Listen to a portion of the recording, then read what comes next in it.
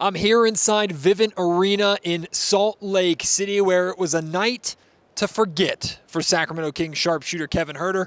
The worst score out of all three-point shootout competitors, but it's okay. I'm a lawyer. I got my guys back. I will defend him here on Locked On Kings. Plus, you're going to hear from current Sacramento Kings all-stars like De'Aaron Fox and Domantas Sabonis. You're also going to hear from former Kings players like Buddy Hield, Tyrese Haliburton, and former head coach Mike Malone right here on Locked On Kings.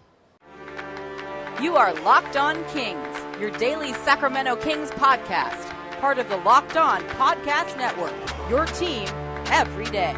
And now, ladies and gentlemen, it is that time for another episode of Locked On Kings.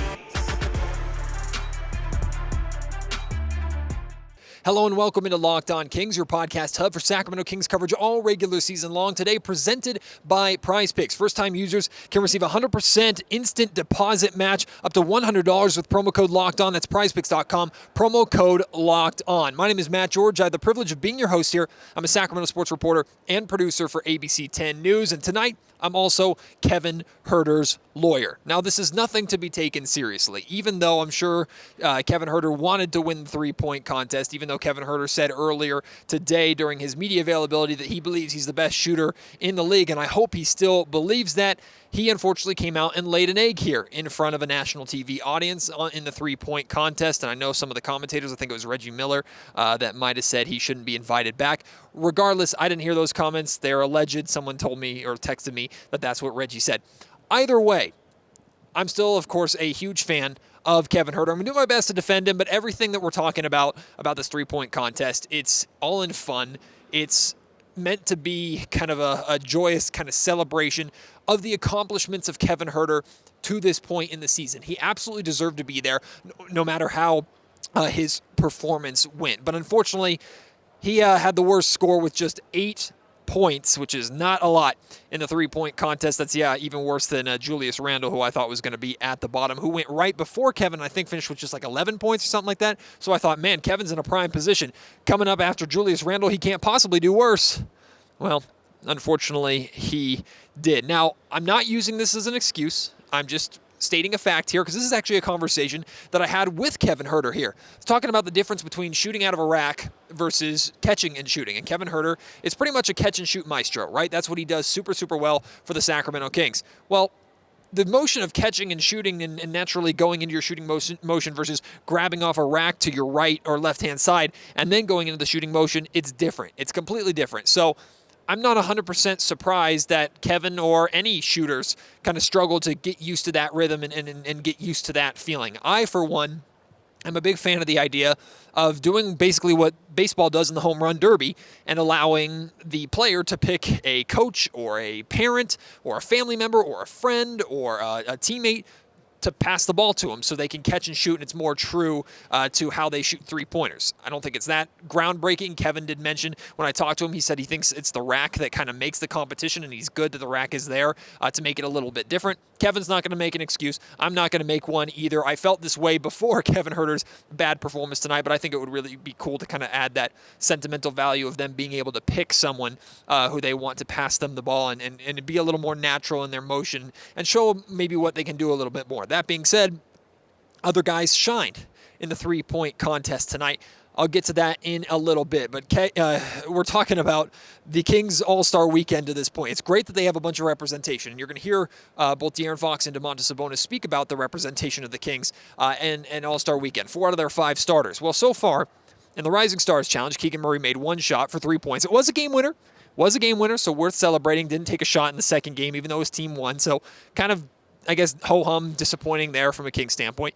And then you have Kevin Huerter put up the worst score in the three-point contest. Not the best of starts to All-Star Weekend for the Kings, but we're looking forward to All-Star Sunday featuring De'Aaron Fox and Domantas Sabonis, although, as you're going to hear later on in the show, De'Aaron Fox might not play too much, and he's the reason behind it. Again, that's coming up later on, so stay tuned for all that. But even with Kevin Huerter struggling, here's lawyer Matt George here.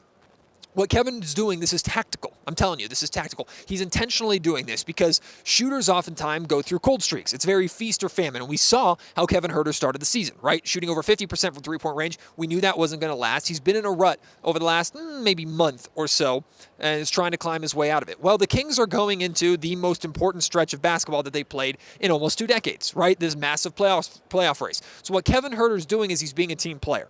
Instead of taking this opportunity on a stage where the spotlight's on him and it's all about him, he's intentionally saving his shot for the playoff race when the Kings as a team need it most. Done. Ladies and gentlemen of the jury, I expect you to appreciate that take and not listen to any other takes. I rest my case. I am a great lawyer. Pay me my money. In all seriousness, it's a disappointing performance, and as much as we could justify it or rip it to shreds, it's really not that big of a deal. Like, in reality, it's a showcase. And he, of course, didn't showcase as much as he wanted to, but nobody hurts from this. Nobody's necessarily embarrassed by this. The Sacramento Kings are not hanging their heads in shame or anything like that. The Kings are going to be just fine. I highly encourage fans not to freak out about a couple facets here. Number one is don't freak out about Kevin Huerter not having that great of a night. It has no indication on how the remainder of his season is going to go, and he's still an essential piece to the success of the Sacramento Kings and has been that to this point in the season. That will not change because of how he played or how he shot in the three-point contest tonight. That's number one. Number two is don't freak out that two of the players that you traded to the Indiana Pacers, Tyrese, Haliburton, and Buddy Hield, both made it to the final because they lost. They lost. No, I'm not really rubbing it in that much. Tyrese, Haliburton, and Buddy Hield put on a great show. Of course, Buddy's a former champion as a King. Tyrese Haliburton put up an amazing first round. He scored 31 points, the only player to break 30. Scored 31 points in the first round. Kind of ran out of gas because of it in the second round. It ended up being Dame time. Damian Lillard that won the three-point contest. So congratulations to Dame time. He said, I think this is his third three-point contest that he's competed in. Finally, he won one, I believe, and he kind of said in his post-interview that he was retiring from the three-point competition. But Dame, of course, a fan favorite. Not a surprise that he went out and won and put on a show. Let's hear from Kevin Huerter, because I ran down and there's literally there's a bunch of flights of stairs. There's 6 stories or 6 levels here in the Vivint Arena, although level 5 is 5, 5A, and 5B. And I ran all the way down the stairs to talk to Kevin, then ran all the way back up for the All-Star Slam Dunk contest. But here's what Kevin Huerter had to say about his performance and how he's going to kind of take a break and focus a little bit away from the basketball and rest over these next couple days before, of course, getting ready for this big playoff race. I don't mean to be a jerk when I ask this, but will you even look at the internet tonight? I mean, I'll go on my phone. At the end of the day, for me, I wish I played, obviously shot better, but life goes on. You move on to the next thing. There's more important things coming up. For sure. And then what lies ahead for you for the remaining days before you get back to SAC? You'll get to take a little time off here. Got 2 days to relax a little bit. We got practice Tuesday, and it's right back to it. Sorry, Kevin, I came down a little bit late. What was this entire experience like for you, though, the last couple of days, just to build up the excitement to this competition? Yeah, it's a lot. You know, this weekend, it's definitely not a vacation. It's definitely not sitting on the beach and hanging out. You know, you're pulling a lot of different directions over the last 2 days. I'm sure it's even worse for the All-Stars. They got 3 days of it, not just 2. It's a lot going on. In a lot of ways, you're just waiting to, get out there and compete and get your thing. It's kind of like a game. It almost felt like today, even showing up to the arena, like you're just waiting so long to get out there and have a chance to compete. It's like being a rookie again, waiting for games. So it's a long process, but it's a lot of fun. Does the focus immediately go to this playoff race now, or does it decompress, forget about basketball for like 48 hours and then get to it? Yeah, I mean, I'm not thinking about this yet. Try to forget about tonight, obviously. I got a lot of friends and family I'm going to see over the next 48 hours, which will be a lot of fun, and you'll try to get away for a little bit.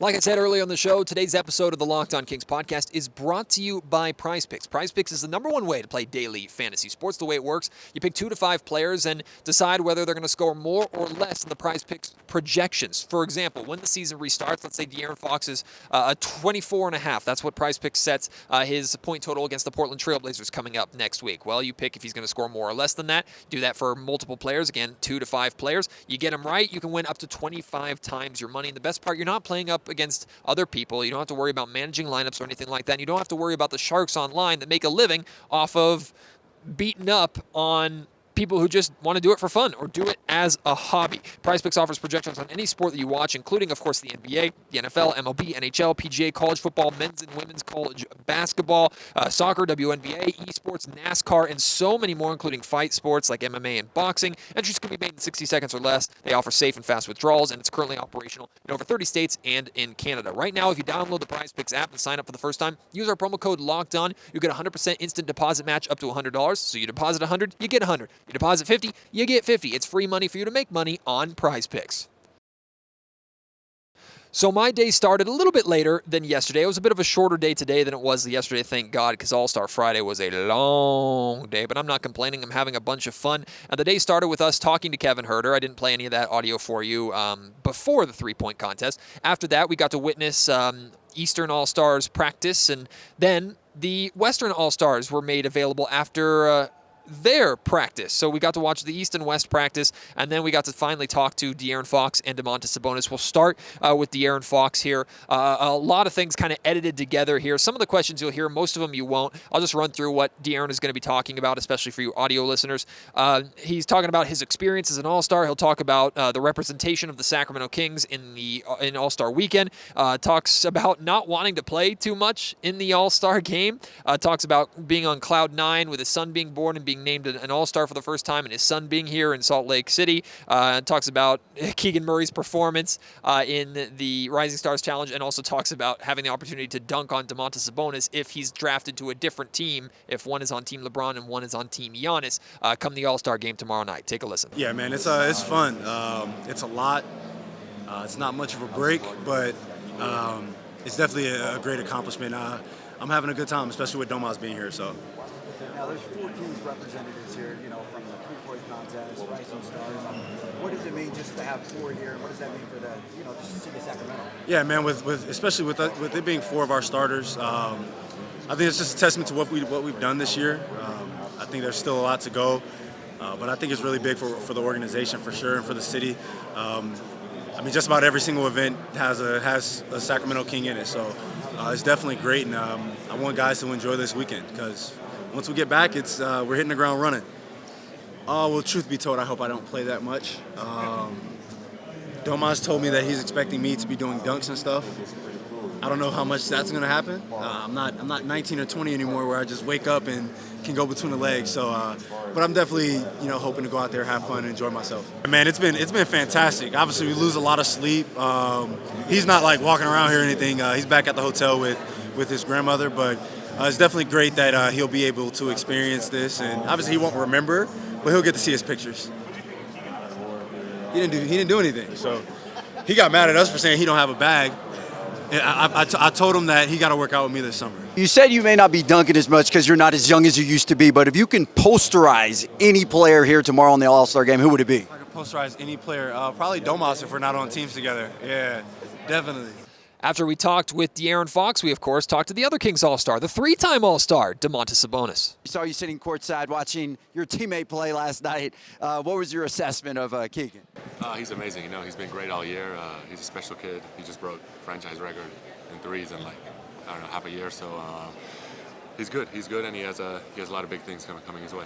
Keegan said he wants you to get a triple-double, and he's expecting it from you. What is your response to that? As long as we get a win, I'll be happy. And then to see this many people from Sacramento represented All-Star Weekend, what does that say about this team and just how special this season is? Yeah, no, it's great, to have four players representing the Kings, the city of Sacramento hasn't happened in a while, so just to get that exposure, it's amazing, and I'm just happy to be part of it. First time as making an All-Star on the West squad versus the East. What's better about the West? Well, nothing's changed, Team LeBron, it's Team LeBron, so they'll make the teams before the game, and then we'll find out. Are we going to see you and De'Aaron Fox doing a lot of pick and roll tomorrow? A lot of two-player basketball here? It all depends if we're on the same team, so we'll find out tomorrow. I want to go back to De'Aaron Fox's comments really quick. Him talking about not wanting to play too much in the All-Star game. I see a lot of fans that are happy about that because they want him to conserve his energy as much as possible for this playoff race. I also have seen some fans that are going, De'Aaron, you're finally representing the Sacramento Kings on this stage. You've wanted to be an All-Star for so long. Now you get that opportunity and you don't want to play? What the hell's wrong with you? I'm fine if De'Aaron Fox only plays a handful of minutes. I think a handful of minutes is enough for De'Aaron to show what he can do. He might not win the MVP, but I hope he gets a couple opportunities to throw down some dunks and show off that speed. When it comes to Domantas Sabonis, I don't think he's really built for the All-Star game. I think he's going to get his moments, but he's a unselfish, fundamental basketball player. He might shoot a couple threes, maybe have a dunk or two, and it'll be kind of one of his ho-hum Domantas Sabonis dunks. He might have a poster in there, but there's no defense played in All-Star games. We know that. So I'm not expecting too much out of either of them on All-Star Sunday, but I'm still hoping they have a good time, and it's about De'Aaron getting the recognition and being here that's more important than how he performs in the game. This episode of the Locked On Kings podcast is also brought to you by Built Bars. And let me tell you, during this trip, Built Bars have been a savior for me. And haven't had enough time to have 3 square meals a day, if I'm being completely honest with you. It's been work. But thankfully, because of Built Bar, their Built Protein Bars, their Built Granola Bars, and their Marshmallow Puffs, I'm able to have plenty of snacks in my bag that I'm snacking on. And especially, they're good for my sweet tooth, right? I love bars. I love candy bars. I love snacks. I love good food. I love food that's not necessarily bad for you, but ones that taste good and that you enjoy eating.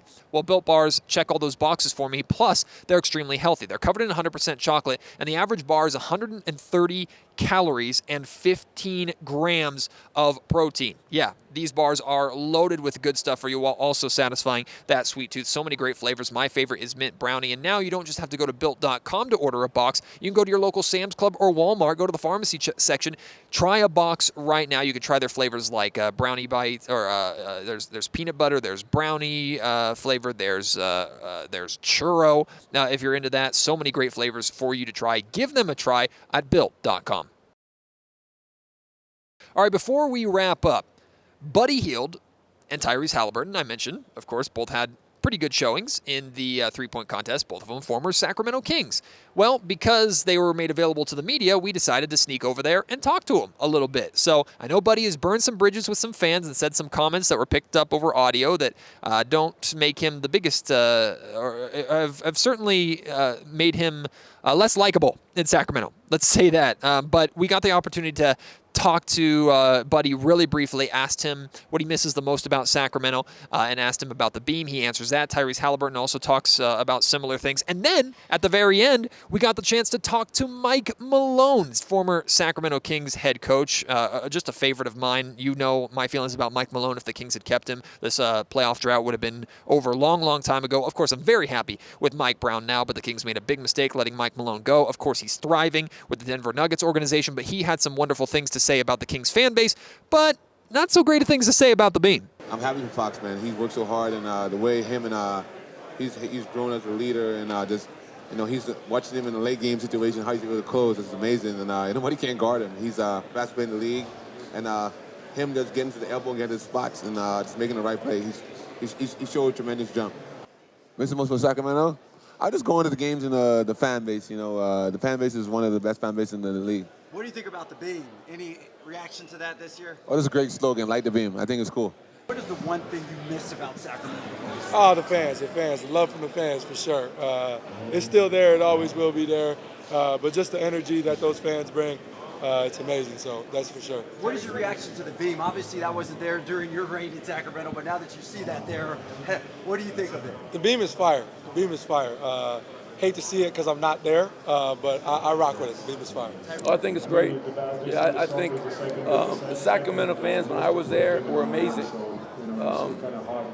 And we won 28 games, I think, my first year. But the fans there are diehard, passionate, loyal fans. So for their sake, more than anybody, like I talked to De'Aaron this morning and Sabonis this morning, Mike Brown I worked with in Cleveland, Jordy Fernandez was on my staff.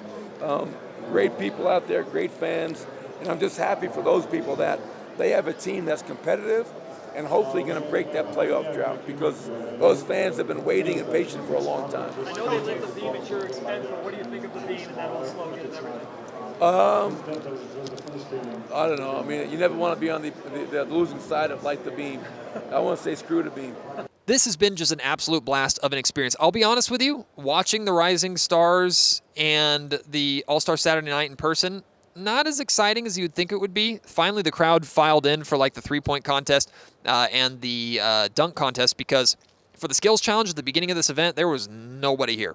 Nobody in this arena. It was less than half full. And the skills contest was a snore fest, to say the absolute least. But I'm not going to complain about my experience here. It's been a tremendous, tremendous time. I'm really, really enjoying it. And again, I'm very thankful for all of you who continue to support Locked On Kings, support ABC 10 and all the content that we're putting out that makes a trip like this possible. I do hope I'm able to do an All-Star game again in the future, although I'm very much looking forward to covering Kings playoff basketball. Of course, they have a lot of work to do before then, but we don't have to worry about that stress yet because we still have All-Star Sunday night. I'll be covering all of that, and I'll have a podcast for you after the actual All-Star game. Hopefully, I'm talking about some more cheerful things and good things that De'Aaron and Domantas Sabonis did instead of what Kevin Huerter's performance was tonight. Be nice to Kevin. Be nice to my client. I defended him well. I did my job as a lawyer. He's going to be great for the remainder of the season, and people are going to forget this three-point contest ever happened. I believe in you, Kevin. I'm a big fan of yours, of course. I can't wait to have you join me on the next episode on tomorrow's All-Star Sunday episode, the main event here of All-Star Weekend in Salt Lake City. Having a great time, trying to stay warm. I hope you're enjoying yourself wherever you are at, and I hope you'll join me on tomorrow's episode. Until then, my name is Matt George. You've been listening to Locked On Kings, part of the Locked On Podcast Network.